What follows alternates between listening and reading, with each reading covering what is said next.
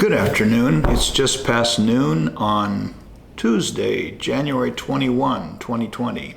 I made some comments in the Tom Steyer house party video yesterday about the editorial endorsement by the New York Times of Elizabeth Warren and Amy Klobuchar. I got to thinking about what the Times is doing, and if anything, it reinforces my decision to avoid the national media's coverage of this year's presidential election. If you asked me, do I blame the national media for Donald Trump's election in 2016? My answer would be yes. They reported it very poorly. They did not predict Trump's election. They did not warn of Trump's election. They treated the election as a foregone conclusion that was almost a waste of people's time to pay attention to. I have little doubt that a number of supporters of Bernie Sanders and other progressive or very liberal Democrats didn't bother to vote. They felt the election was safely in Hillary Clinton's hands, and they weren't that fond of her. I'm not forgetting that Hillary Clinton got 3 million more votes than Donald Trump. But careful reporting, I think, could have warned us that the swing states were in danger, and efforts could have been made to get out the vote in those swing states. So the question is, are they doing a better job this year? I have been impressed with the amount of media coverage. I think the only event that I've attended out of the several dozen now that I've been to where there wasn't one of the network television cameras present was the Mayor Pete speech in Toledo, Iowa, a week ago tomorrow. The Mayor Pete folk were ready for the media. They had a riser up. They had it all blocked off. They could have had all 4 channels, as often happens, even at very small events.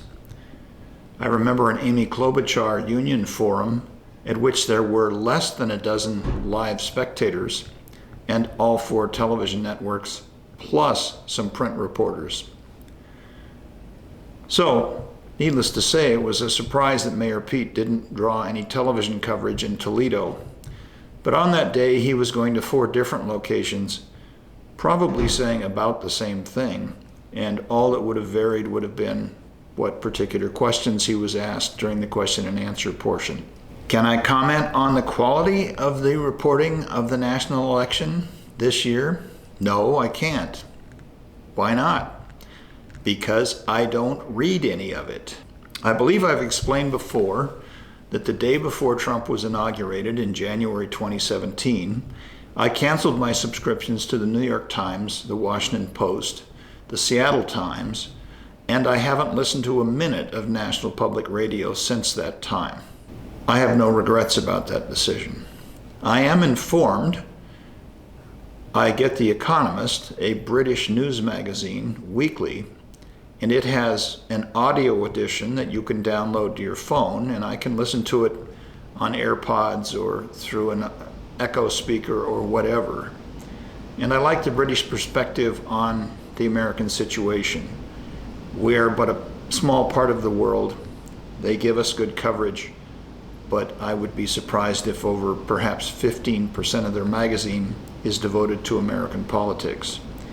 They do, however, highlight the effect of the Trump administration's antics on the rest of the world, whether it's Europe or Asia.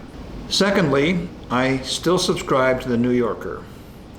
That's a magazine that's been in a house where I've lived always, from the time I learned to read back in 1955.